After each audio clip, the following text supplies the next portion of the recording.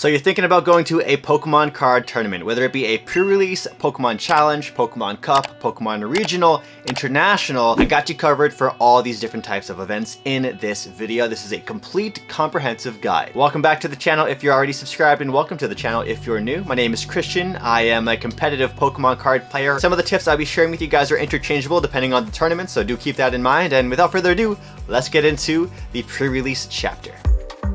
So Pokemon pre-release tournaments happen about 2 weeks before the official release date of any upcoming set, and it's typically done for the mainline sets. So sets like Pokemon 151 or Celebrations, those don't have build and battle kits, so there's no pre-release events for those. These are low-stake tournaments, and they're going to be lasting about 2 hours in total. To play in these tournaments, all you have to do is pay for your build and battle kit, and typically you'll receive your build and battle kit along with 2 bonus packs and additional prizing if you end up going undefeated at the store. The pricing and the cost for the tournaments are dependent on the stores, so some cost more to enter but there's extra pricing, and some are very cheap but there's also not much pricing involved. At pre-release tournaments you can expect a lot of new players, including players who have never even played the game before. Some players even learn how to play Pokemon at these pre-release events, so don't be scared if you see a pre-release event and that you don't know how to play. It's not that intimidating. The Pokemon community that goes to pre-release events are typically the most friendly batch of people you'll ever meet. For pre-release events, they use a different kind of format than you would typically play in a Pokemon card tournament.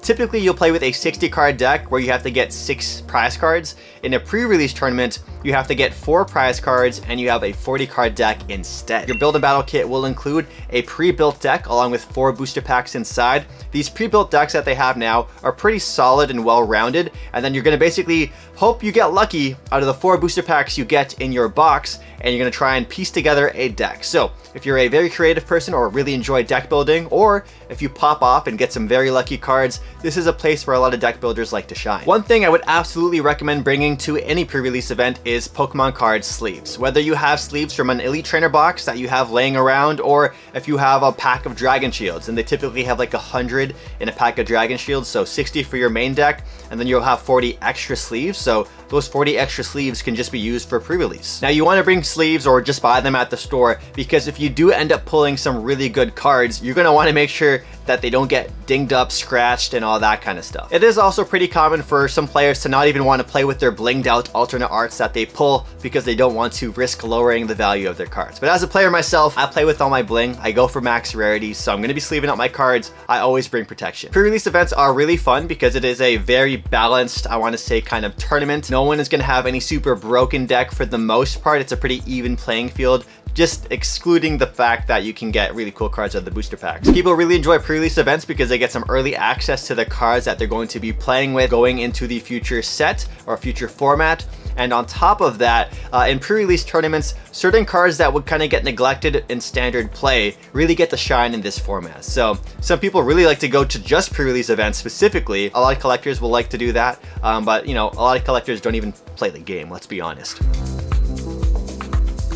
Next up, let's talk about the local weekly Pokemon card tournaments at your card shops. These can range from pricing at $0 free to $10 or more depending on the store and what kind of prize pool they want to do. These events are not championship point earning events, so you can expect a more casual kind of player base at these kind of tournaments. And some card stores will even allow you to play with fake Pokemon cards, aka proxies, which are just like printout cards of the Pokemon, then you put them in the sleeves and everything, not like actual fake Pokemon cards from like Wish or Amazon or anything like that. Now, tournaments typically only allow you to play with proxies on their free weeks. That way it's more inviting for a lot of people to come out and play and experiment with cards and not have to actually spend money, some big money, on potentially expensive cards if they just want to test around and have some fun. Now, if it is a free week, don't expect much pricing, but pricing can get pretty high up there if you pay about $5 or $10 for your tournament entry, and some tournaments will also have a booster pack included as pricing, and some stores will also hand out Play Series 3 prize packs or just play packs in general for their top 8 players, or they'll also raffle them off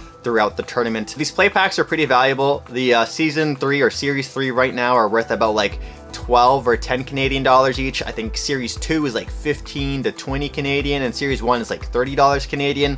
Now in these play packs, you're going to be able to find reprinted cards from a various amount of booster packs and booster sets and even promo cards, but the kicker here is they're smaller packs, so they're about like 5 or 6 cards each, and they all have a Play Pokemon promo stamp on the card. Now the cards you can get from these booster packs can be very, very expensive. So even if there isn't much prizing on the line, if you're able to secure some prize packs, those could be some big W's. Now people do like to keep those sealed for trading bait or just selling them off later, or people like to open them in the store, and as always, I always like to open up Pokemon cards in the store. So getting back to the local weekly Pokemon card tournaments, these are low stake events, so there isn't a lot of stress. People are very friendly. If you make mistakes, some players are more often than not allow you to take back your mistakes and do something else. But when it comes to the other kind of events, if you're making mistakes, you are going to get punished, so keep that in mind. You're of course going to want to bring your 60 card deck in complete sleeves, so yeah, don't play without sleeves. I don't even think they'll let you play if you don't have sleeves on, because you'll be able to mark cards, and that's cheating. So that's why sleeves are a necessity. I personally use Dragon Shield the most. I also use art sleeves from like the Pokemon Center Japan,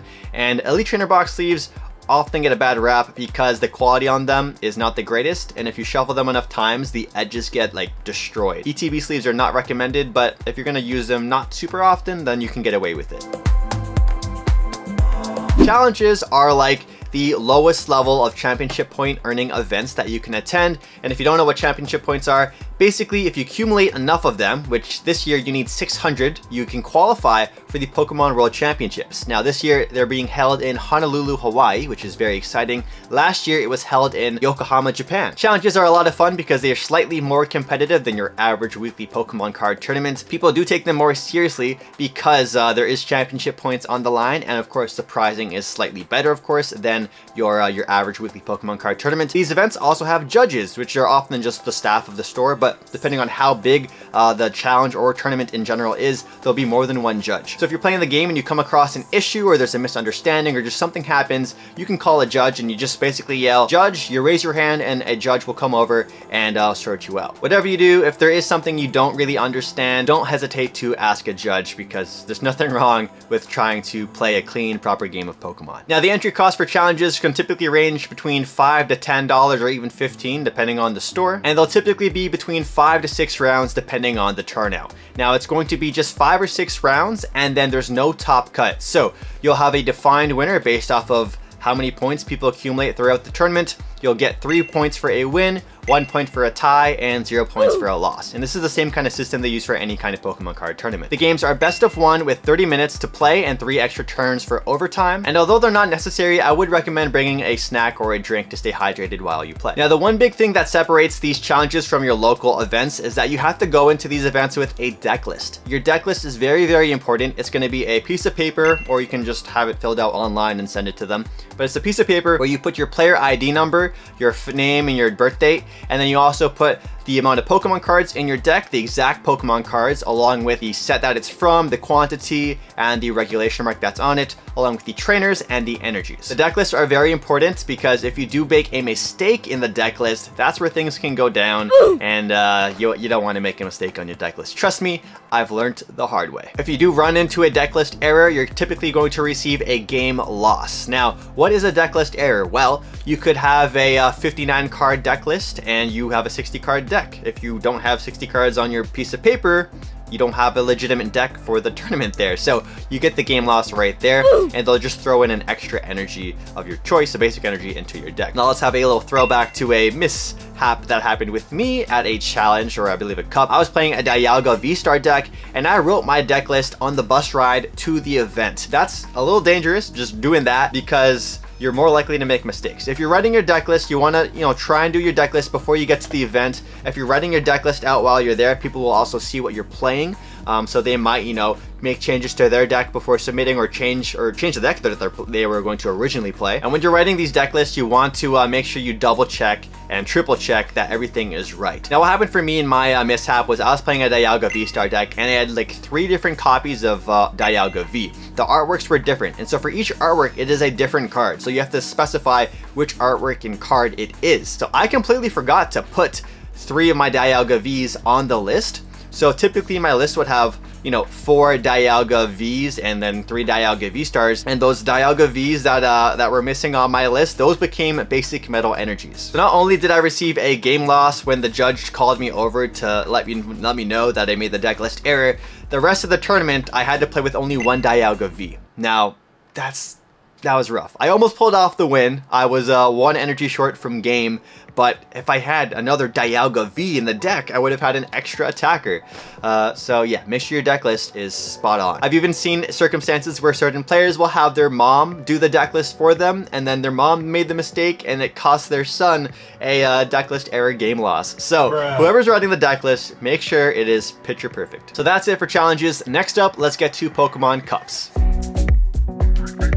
Pokemon Cups are medium stake tournaments, and typically to enter them it's going to cost about $20 to $30 Canadian, and there's also going to be some booster pack. Usually it's like a 1 booster pack you get to have included in your entry, and they'll also give out prize packs as well depending on the store just for your entry. But check with your store first. Not every store has a lot of supplies of prize packs. My store in particular, Manta Trading, which I always go to every Friday, which by the way, if you buy Pokemon cards, check out mantatrading.com and use code SneakerTalkTCG for 5% off. Manta does a lot of events for Pokemon, so they get an absolute ton of prize packs. I love it. And unlike challenges where it's 5 to 6 rounds and then you have a winner, cups are typically 5 to 6 rounds, and then after that, the players in the top 8 placements will now go into a top 8 cut, where they play, instead of the regular 30-minute best of 1, they get a 50-minute best of 3. Now that 50-minute best of 3 is much closer to the regional and international tournament experience, because at those events, it is only best of 3 and each round is 50 minutes. Pokemon Cups are higher stakes than the challenges because there's more championship points on the line.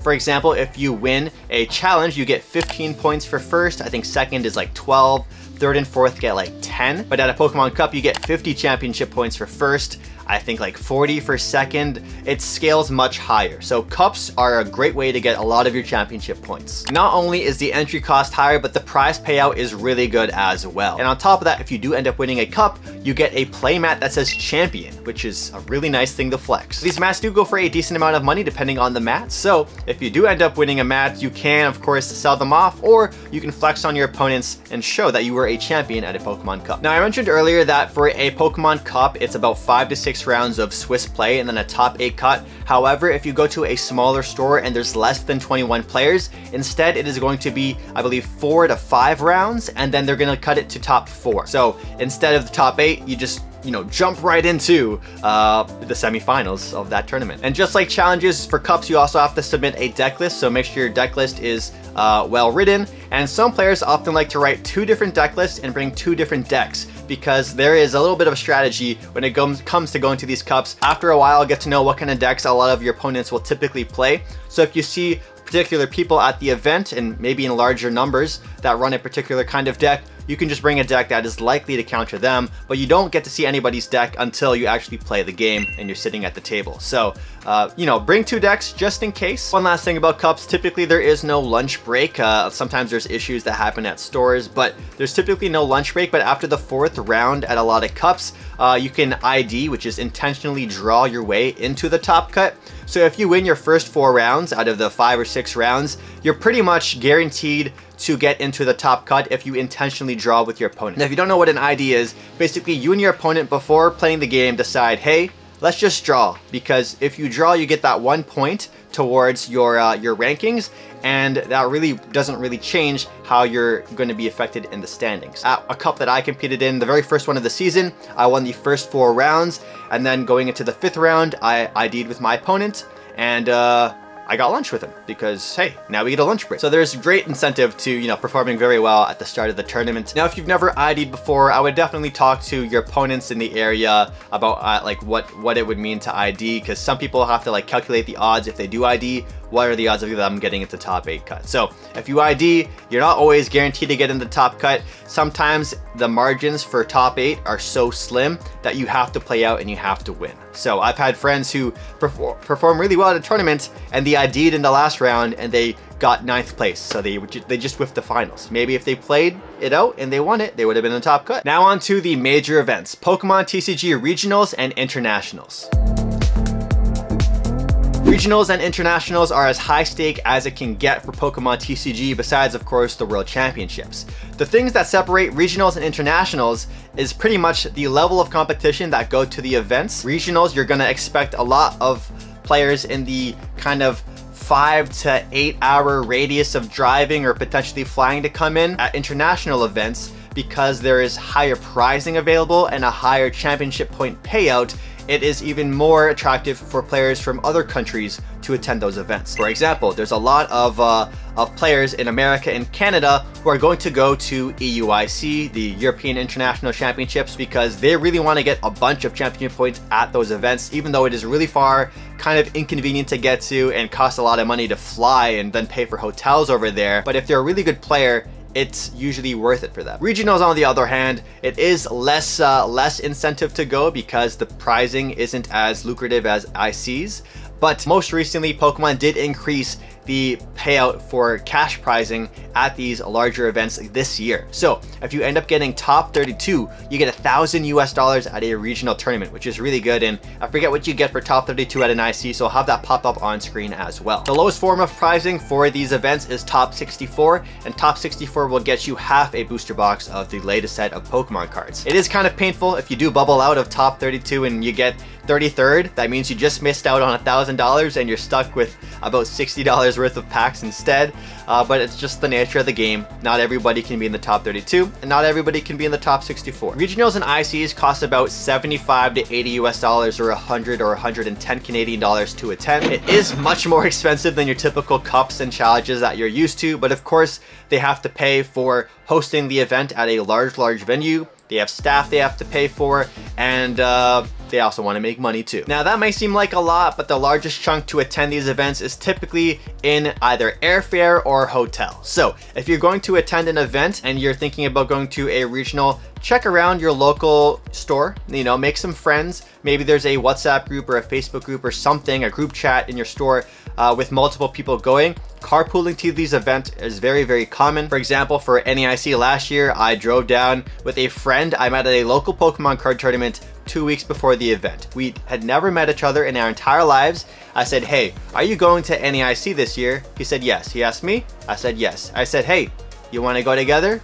Yeah, you seem chill. Let's go together. That's basically how you make friends, especially in your mid-20s. This also helps too, because if you're going to Pokemon Cups, some cups can be a little bit out of the way. So if you have some trusted people in your community, some friends in the area, carpooling to these events is the best way to attend them and also save money and cut costs on travel. Also, to register for these events, registering for it is also a whole other task in itself. Because of the popularity and demand to attend these regional and international events, registration pretty much sells out instantly or within the first 15 minutes. It's so fast. It's almost like a competition. So signups for these events are typically about 2 months before the actual event takes place. And I would also recommend booking your hotel and flights or whatever 2 to 3 months before the event. Always try and get refundable tickets for flights, because you don't want to end up like me, where I booked a non-refundable flight to Liverpool 2 years ago for their regional, and it sold out. That was the first ever time a regional had ever sold out within 5 minutes or 10 minutes or so.